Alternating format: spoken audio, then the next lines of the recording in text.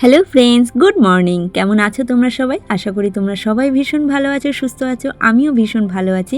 আরও একটা নতুন ভিডিওতে তোমাদের সবাইকে স্বাগত জানিয়ে আজকের ভিডিওটা স্টার্ট করছি।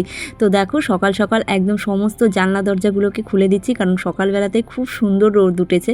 তো তার জন্য ভাবলাম যে আগে জানলা দরজাগুলো খুলে নিই। আর এখানে দেখো, এই যে আমার জানলার পাশে যে দুটো মানি প্ল্যান্ট থাকে না, তো এগুলোর পাতাগুলো শুকিয়ে গেছে। মানে দীর্ঘদিন না, মানে এই গাছটার প্রতি আমি যত্ন নিতে পারিনি। তো তার জন্য না দেখলাম যে বেশ কিছু পাতা শুকিয়ে গেছে।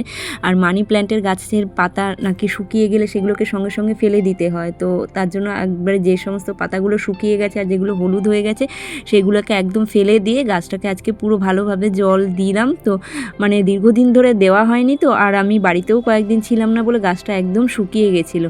তো তারপরে দেখো, এখনও আমার এদিকে বাসি বিছনা কোনো কিছুই মানে তোলা হয়নি। তো আমি না কি বলতো, বাসি বিছনা তোলার আগে সকালের চাটা আমি বাসি বিছনায় বসে খেতে বেশি পছন্দ করি। তো তার জন্য ভাবলাম আগে চাটাকে খেয়ে নিই। চাটা খেয়ে নিয়ে তারপরে বেশ কিছুটা এনার্জি নিয়ে তারপরে ঘরের কাজ, বাকি যা কাজগুলো আছে সেই কাজগুলোতে হাত দেবো। তো তারপরে দেখো, এইখানে যে গাছটা তোমাদেরকে দেখাচ্ছি না, এই গাছটার নাম আমি ঠিক জানি না। তোমরা কেউ যদি গাছটার নাম জেনে থাকো তাহলে প্লিজ আমাকে একটু কমেন্টে জানিও তো। আর আজকে দেখো বাইরের ওয়েদারটাও বেশ সুন্দর। তো তারপরে দেখো, এখানে চা খাচ্ছি আর তোমাদের সঙ্গে একটুখানি ভিডিও শেয়ার করছি। তো সমস্ত কাজ এখনও পড়ে রয়েছে, তো চলো চটপট করে কাজগুলোকে স্টার্ট করব। তো কাজগুলো স্টার্ট করার আগে না একবার বাইরে বেরিয়ে একটুখানি ছাদে এলাম। তো ছাদে তোমাদের দেখাই বাইরের ওয়েদারটা আজকে কত সুন্দর, মানে একদম ঝলমলে রোদ উঠেছে, বেশ ভালো লাগছে দেখতে। আর আমাদের ছাদেও বেশ কিছু গাছ রয়েছে, তো সেগুলোই ভাবলাম যে একটুখানি তোমাদের সঙ্গে শেয়ার করি আর দেখে আসি কী কী গাছে আজকে ফুল ফুটেছে। তো বেশি ফুল এবারে মানে এখন এই গাছে নেই, তবে এই যে জবা গাছটা দেখাচ্ছি না, এই গাছটা 12 মাস আমাদের ফুল দেয়। মানে শীত গরম দুটো মাসেই ফুল দেয়। তবে শীতকালে খুব, মানে গরমকালে যতটা হয় শীতকালে অতটা পরিমাণে হয় না, কিন্তু তবুও মানে 2-3টে করে প্রায় ফুল দিয়ে থাকে। আর এই যে একটা বেল গাছ দেখতে পাচ্ছ না, এই গাছটা কিন্তু আমরা লাগাইনি, জানো তো। ওই বেল খেয়ে যে বীজ ফেলা হয়েছিল সেই বীজ থেকেই একা একাই গাছটা হয়েছে, তো বেশ সুন্দর হয়েছে। আর এদিকে দেখো বেশ কিছু গাছেও কড়ি এসেছে, তাই সেটাই তোমাদের সঙ্গে একটুখানি শেয়ার করলাম। আমি যেহেতু অনেক সকালবেলায় ঘুম থেকে উঠেছি, ভোর 5টার সময়, মানে মেয়ের স্কুল থাকলে আমাকে ভোর 5টার সময়তেই উঠতে হয়। তো তারপরে না চা খেয়ে একটুখানি চোখটা লেগে এসেছিলো, তো ঘুম পাচ্ছিলো বলে ভাবলাম যে যাই একটুখানি ছাদ থেকে আগে ঘুরে আসি, তারপরে এসে মানে বাকি যা কাজগুলো আছে সেগুলো করবো।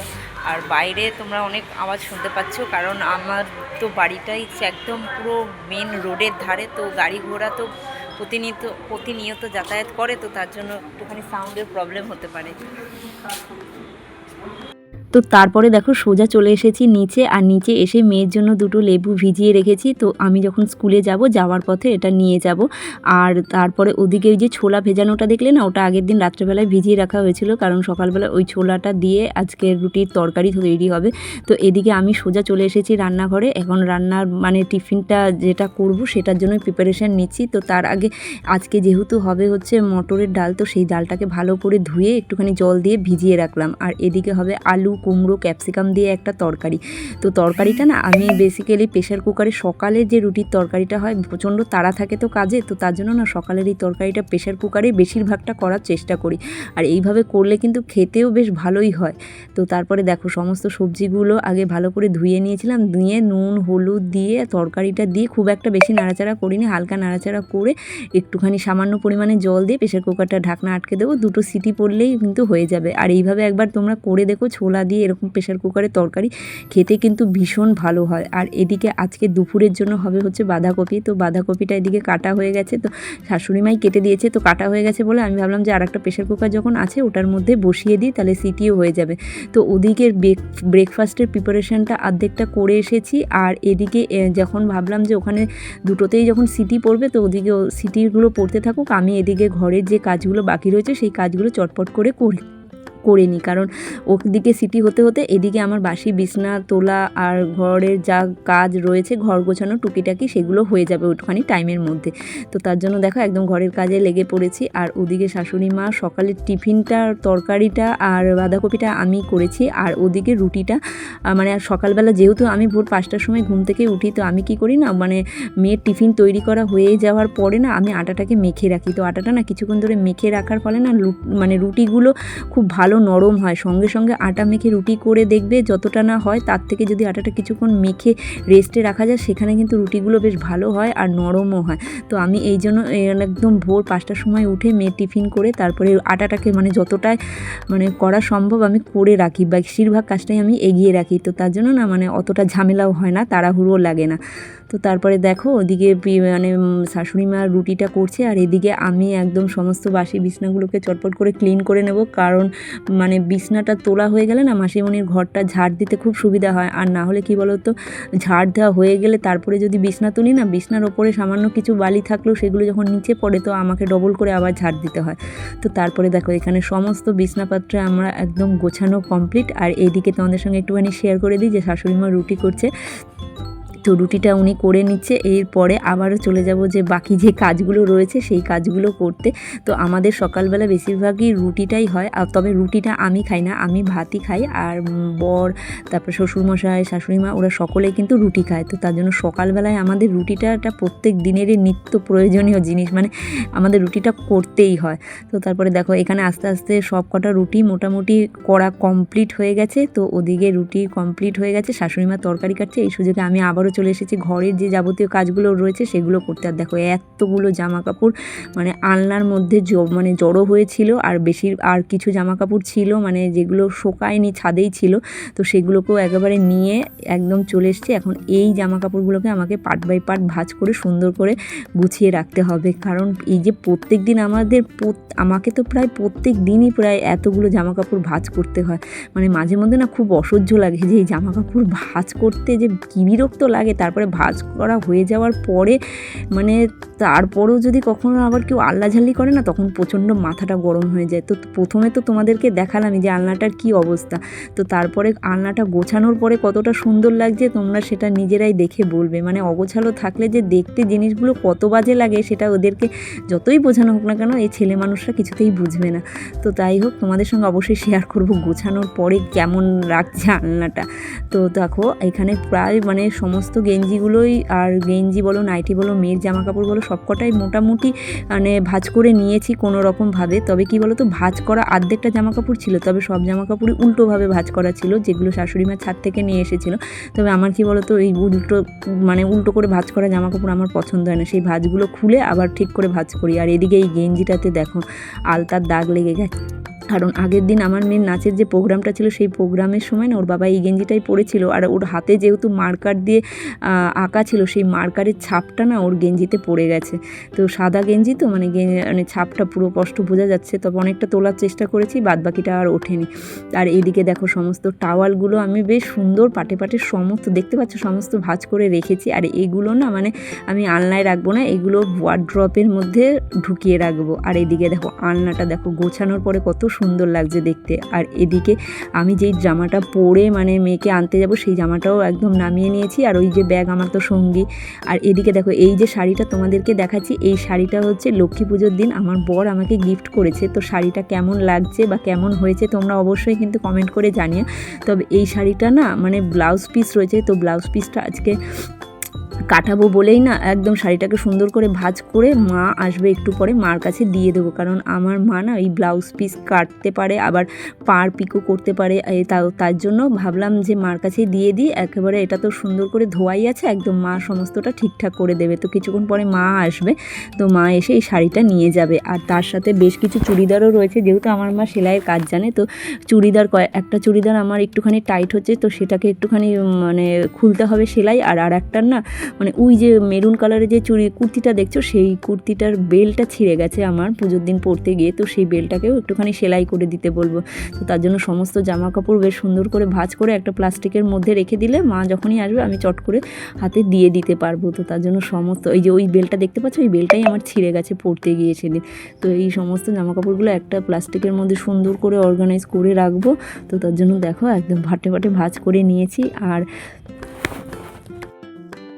আর এখানে অনেকটা বেশ তাড়াহুড়োই রয়েছে, কেন বলো তো, এখন আমার বাথরুমে না প্রচুর জামা কাপড় জমে আছে, তো সেই জামা কাপড়গুলোকে কাচতে যাব, তো সেটাকে আর ভিডিও করিনি, তো একবারে ছাদে এসে পড়েছি, কারণ সমস্ত জামা কাপড় কাচা হয়ে গেছে। আর এখন এই জামা কাপড়গুলোকে এক এক করে সমস্তটা মেলে দেবো। তো এই সাইডটাতে মেলছি, যেহেতু এগুলো একটুখানি মানে ভালো টাইপের কুর্তি, তো এগুলো চড়া রোদ্রের মধ্যে দেবো না, তো এই সাইডটাই মেলেছি। তবে এই সাইড দিয়েও বেশ ভালো রোদ্দুর আসে, হাওয়াও আসে, তো এখানে ছাওয়াতে বেশ ভালো করেই শুকিয়ে যাবে। তো এই সাইডে কিছুটা জামা কাপড় মেলেছি, আর বাকি মানে মেয়ের স্কুলের ড্রেস বলো, মোজা বলো, সেগুলো একটুখানি রোদ্রে দিয়েছি। তার কারণ হচ্ছে এগুলোকে তো আমার তাড়াতাড়ি শুকাতে হবে, কারণ পরের দিন আবার স্কুল আছে, সকালে আবার সেগুলো পরে যেতে পারবে না, তো তার জন্য মানে দু সাইড করে মেলেছি। আর সমস্ত ক্লিপগুলোকেও বেশ ভালো করে আটকে দিচ্ছি, যাতে হাওয়া আসলে পড়ে না যায় এদিক থেকে।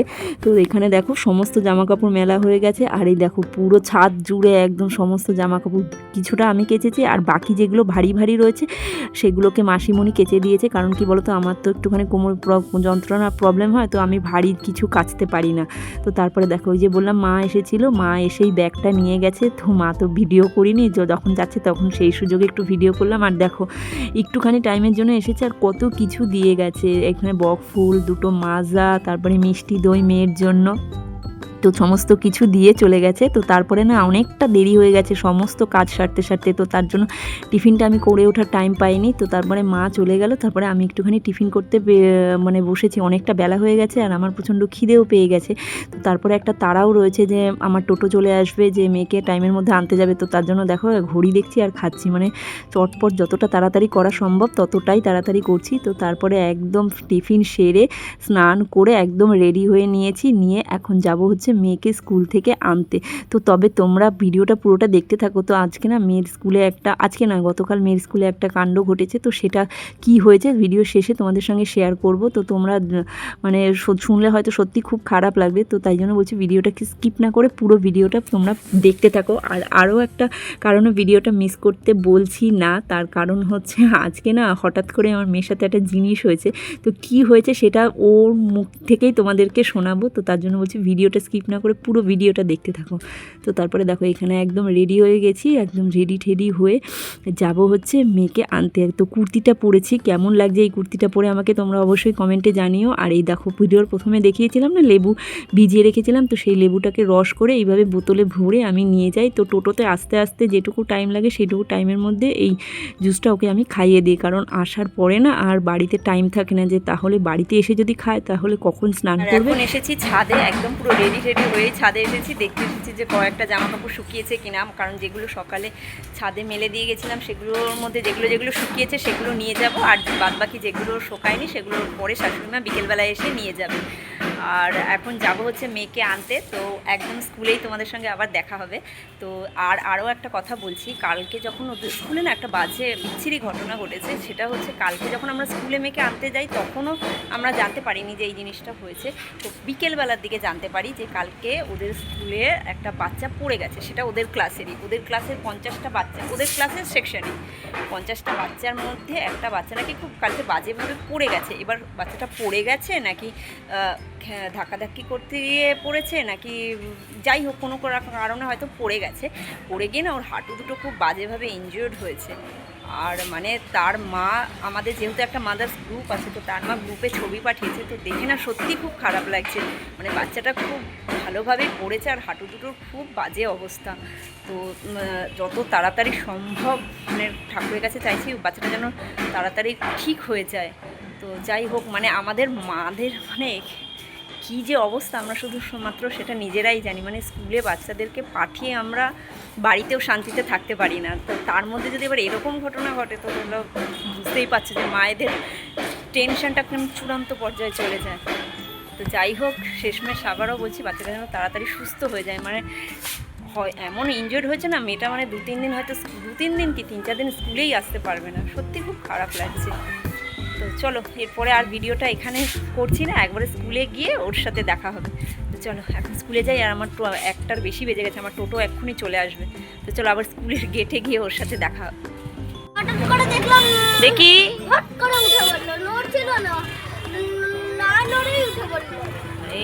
দেখি ই কর ই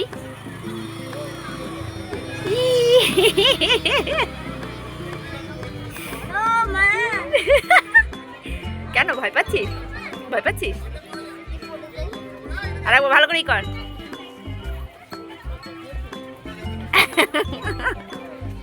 দাঁত ফুকলি, দাঁত ফুকলি। মামা তারপরে স্কুলে ওই ফ্রেন্ডটার কি হয়েছিল, যেটা কিছু বললো? ফ্রেন্ডটা ভালো আছে? ও কিছু হয়নি তো?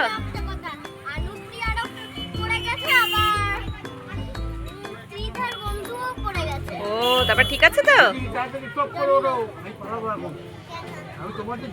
তো চলো বন্ধুরা, আজকের মতন ভিডিওটা এখানে স্টপ করছি। ভালো থাকবে, সুস্থ থাকবে। চলো টাটা, টাটা করে দাও সবাইকে।